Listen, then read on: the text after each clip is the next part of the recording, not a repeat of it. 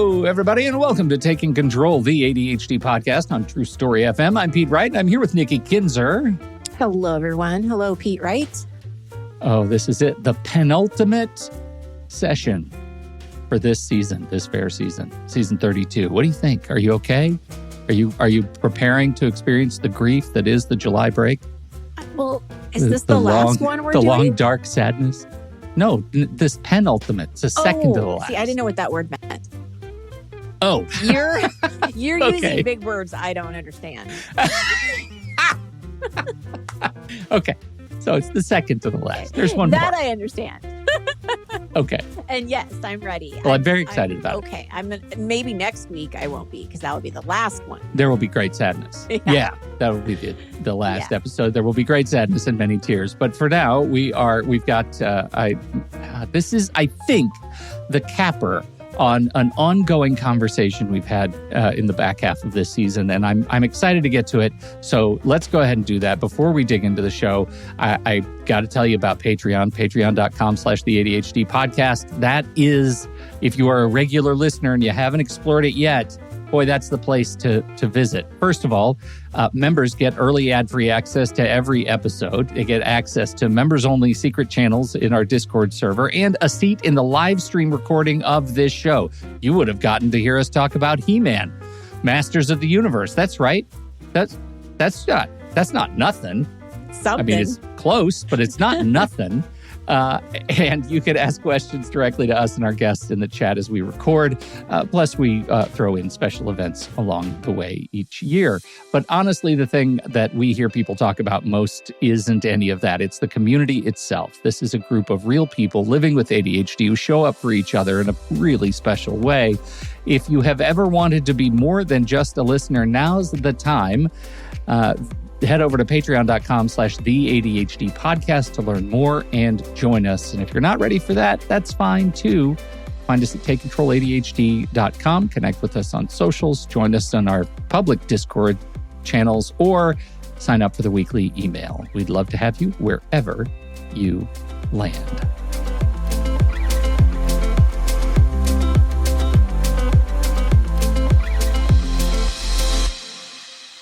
Here's something that probably sounds familiar. There's some corner of your life where you're genuinely, no kidding, good. You are locked in. Your hours, they just disappear. And then there's the 2-line email that has been sitting in your inbox for 9 days, and you cannot make yourself touch it.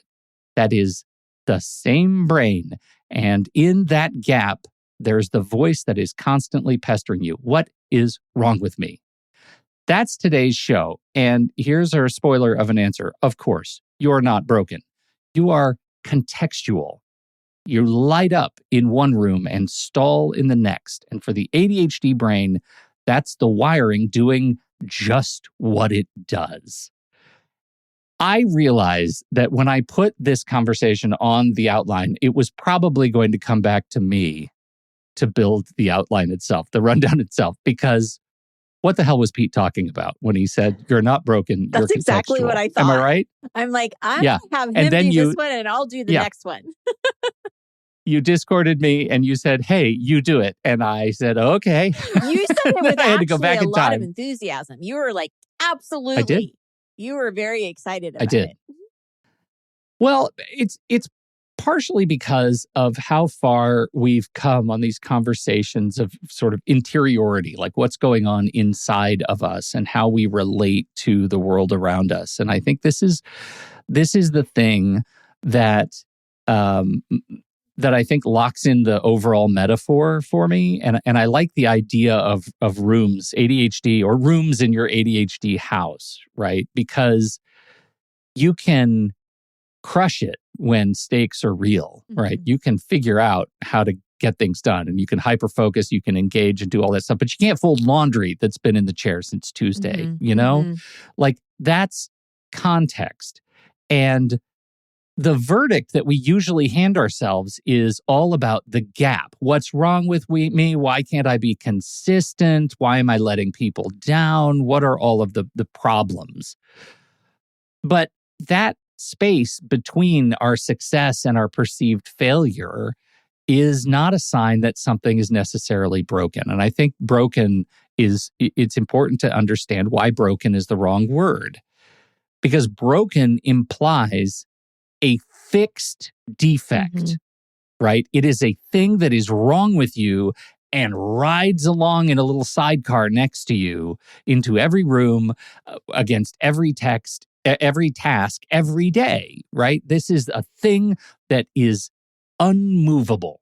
Yeah. But it's not true. And I remember listening to Sari Solden speak once at a conference, and I remember her saying, "You're not broken.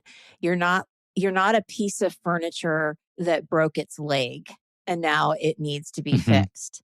And I just remember thinking about that, and it's exactly what you're saying. It's like you're not a piece of furniture. No, right. Yeah. Right. It'd be the worst furniture. Yeah. Like, it'd be terrible to be a furniture. A broken one, a broken chair furniture with 3 legs. No, because ADHD doesn't show up that way. It shows up really hard in one setting and nearly vanishes in another. Right. It's that thing. The way it works when people observe you in your prime element, in your prime context, they wonder if you have ADHD at all. Right? That's what we're talking about. And this is not a fringe observation. This was written into the early diagnostic criteria of ADHD. The older DSM language flat out said it's unusual to see the same level of difficulty in every setting all the time. Practitioners acknowledged the variability of ADHD performance, that sometimes ADHD made life vastly easier and sometimes it made it incredibly hard. We focus as people living with ADHD vastly more often on the parts that are hard. Right. Agree? Right. Oh, absolutely. Right. And when you're engaged, you can focus all day long. Right? I mean, when your brain is lit up and it's excited and it's engaged, then hyperfocus can kick in, but it's not even necessarily hyperfocus. It's just really it's that flow. Intentional. Yeah, you're just in the flow. Right. Yeah. And it's also, let's just to lean in on the hard part. It's the brokenness that gets weaponized against us. You can focus on video games for 6 hours, somehow using that example as proof that we're lazy or faking or whatever the case may be. And that's the part that I want to talk about. I'd like to hear you talk about more, which is what happens when we flip it, when we say the swing between these contexts is the condition, right? That it's the same brain, it's just different fuel. And what does it mean when we try to shift from they could do that thing if they wanted to they would do it if they could do it, right? Right. And then I would say that there's this third piece of you still have to figure out a way to do some things, right? So, because we can't use, we can't, as Dr. Hollowell says, we can't use ADHD as an excuse, but it is an explanation of what's happening and why things are hard. So, not your fault, but it is yours. And so, could you do it if they wanted to is not fair with the ADHD brain, because most likely they really want to. They have the motivation and but motivation is not enough, right? That the executive function of getting started, we need something around that to help, because it's not just going to be initiated because it has to be done or because I want it to be done. And so that's where we have to then take the ADHD and say, okay, would you do it if they could? Yes, but how can they do it? And that's where you have to rely on, okay, what tools, what kinds of accommodations or scaffolding do I need in order to make this happen? And we talk about a lot of those tools, right? We talk about body doubling. We talk about breaking things down. We talk about communication, talking to colleagues and friends and getting clarity about what's expected. I mean, we have all of these different things, but we forget about those tools when we're in the middle of it. And so I think that's the reframe, is that it is hard.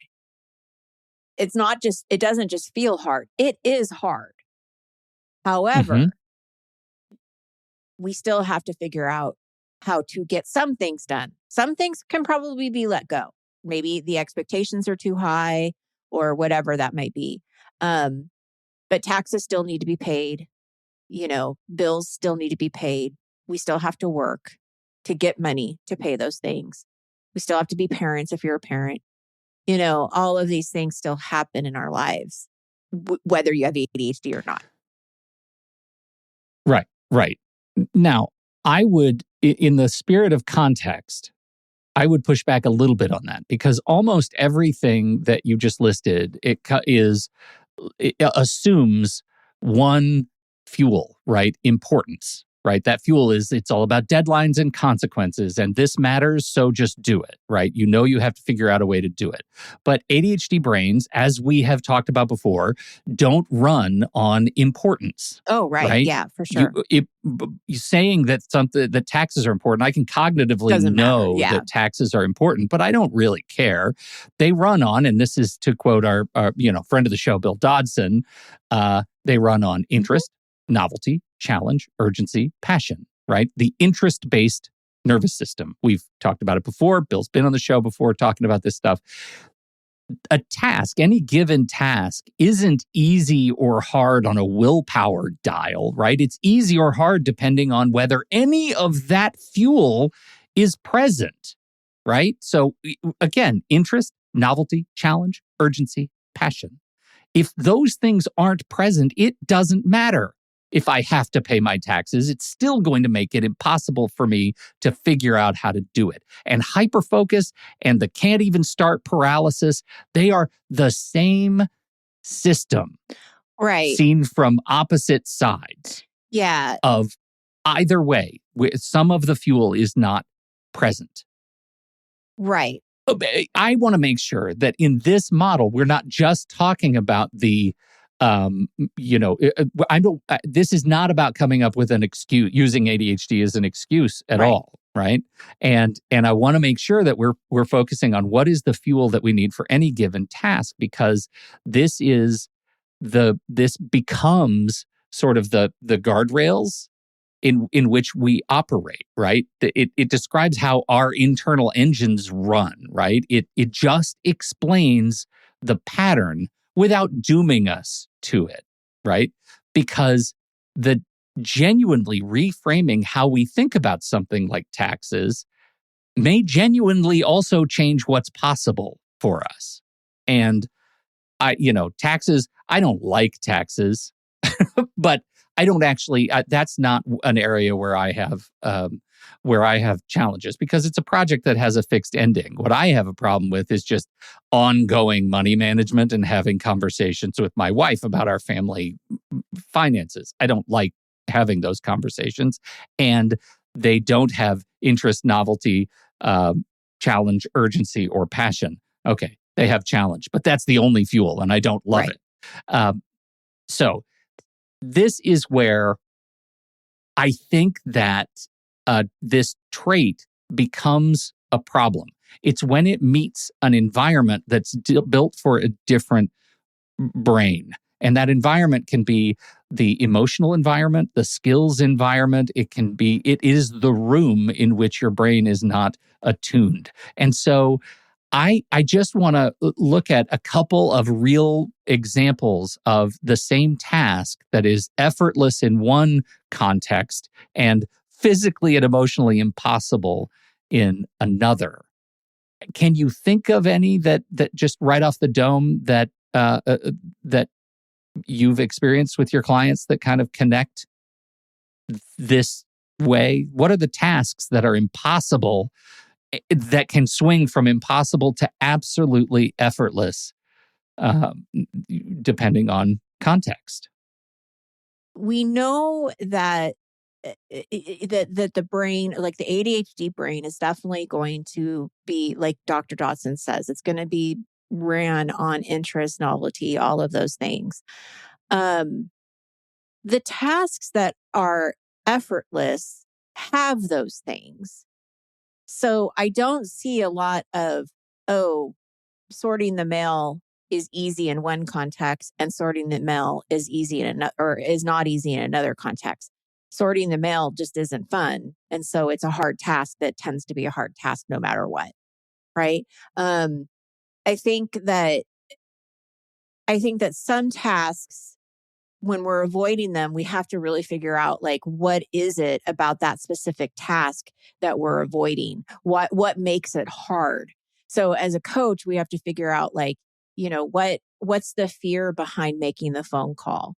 Uh, what is what's the friction? We talk about friction.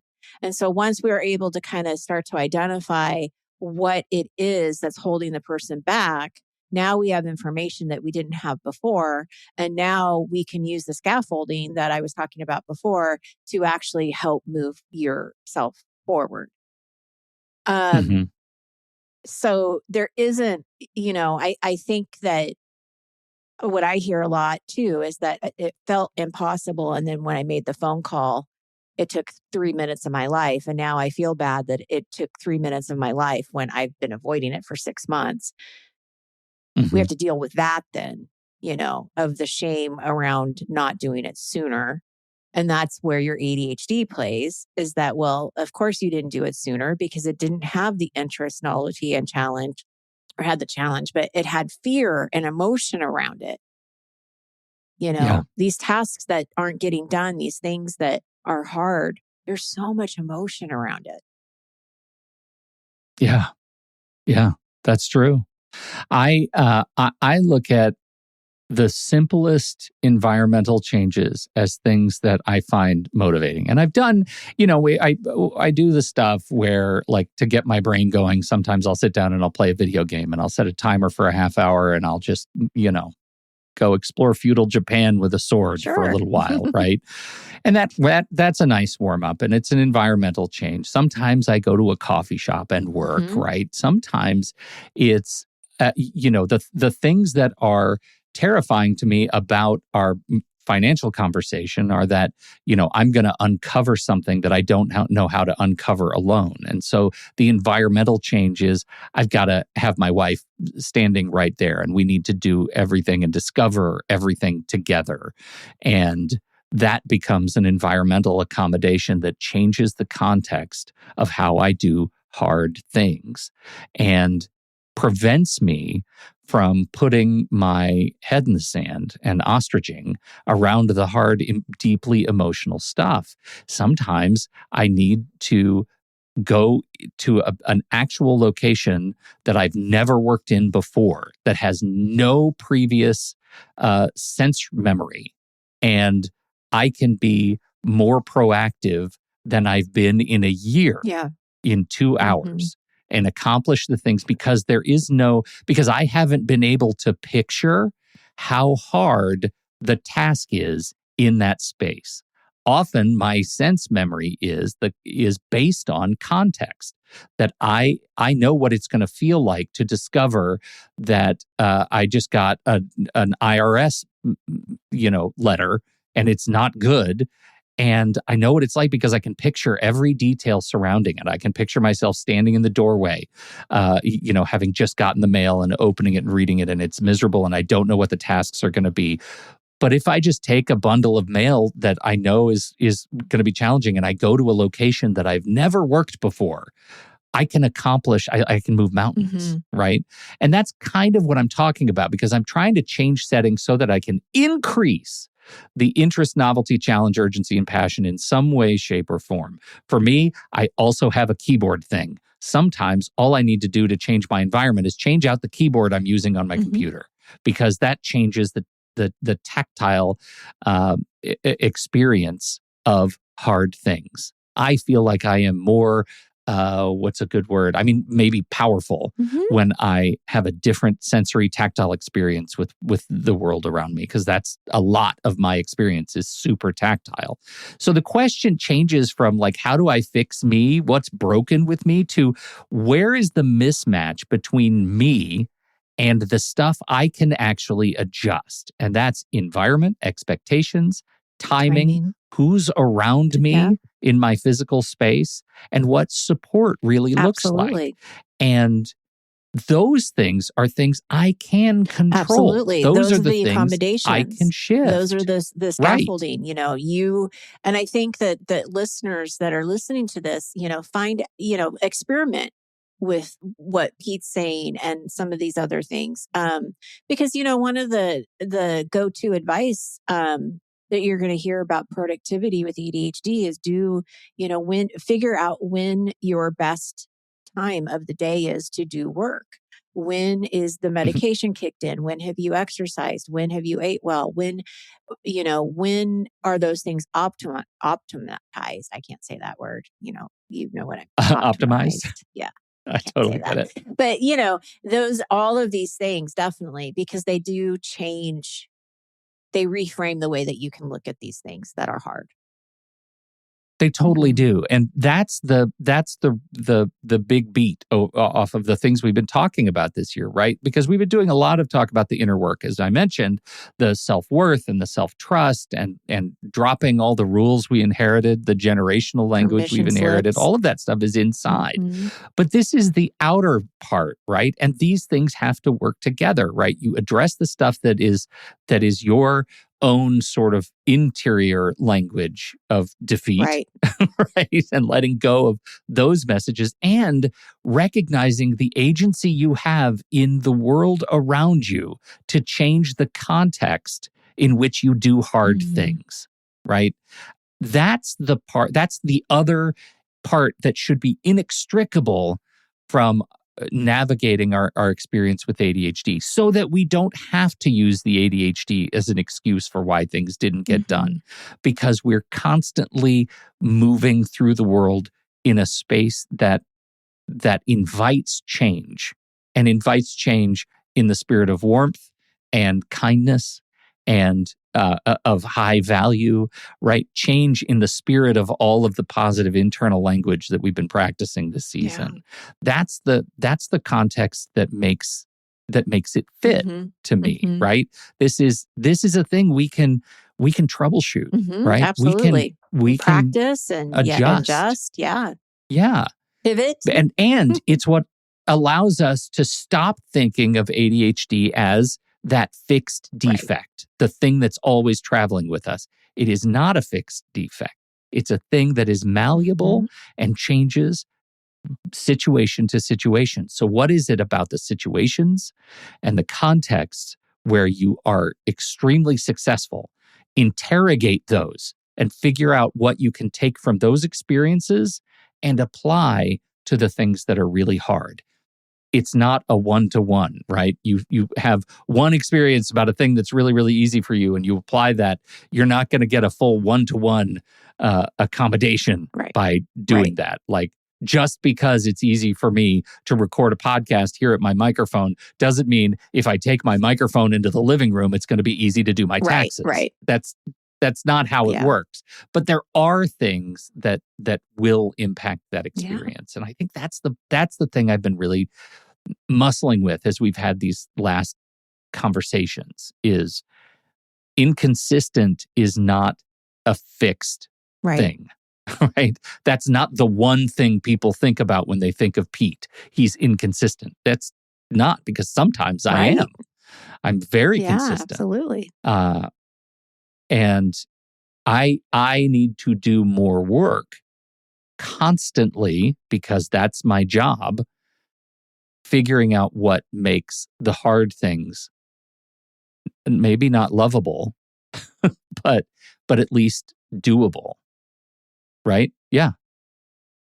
It's not that ADHD has never been like my experience of ADHD, of living with ADHD, has never been about becoming a completely different person contextually, but it is about noticing where I am best myself and trying to build more of those spaces. I love that. Great job. I don't know that it was a great job. I'm already reflecting on because I love this concept, but I don't know that I explained it well enough up front. I hope it landed okay. Yes. Because I think it's important. I think so and too. Maybe next season I'll come back around when I do it better. You did it great. I don't know. There's your little ADHD brain like swirling around, second guessing. But for crying out loud, Nikki, I'm still me. But you're in a good room. You're in a nice, safe room. So don't worry about it. A good room. Yeah. No, this was great. It's a good conversation to have. Well, it's a good way to wrap up this sort of part of our conversation. We do only have one episode left this season, and then we are taking our breaks for our summer. Just a little bit. We will be back after that. But next week we're talking about progress and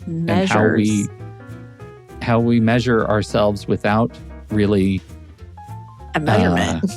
Without really trying to measure ourselves, right? How do we notice change? See how I'm very excited about that. Yeah, right. So thank you, everybody, for hanging out with us today. Thanks for muscling through this idea with me. And I sure appreciate you. We appreciate your time and your attention. Don't forget, if you have something to contribute to the conversation, we're heading over to the Show Talk channel in our Discord server, and you can join us right there by becoming a supporting member at the deluxe level or better at patreon.com/the ADHD podcast. Where are we? I'll get it. On behalf of Nikki Kinzer, I'm Pete Wright. We'll see you next week right here on Taking Control, the ADHD podcast.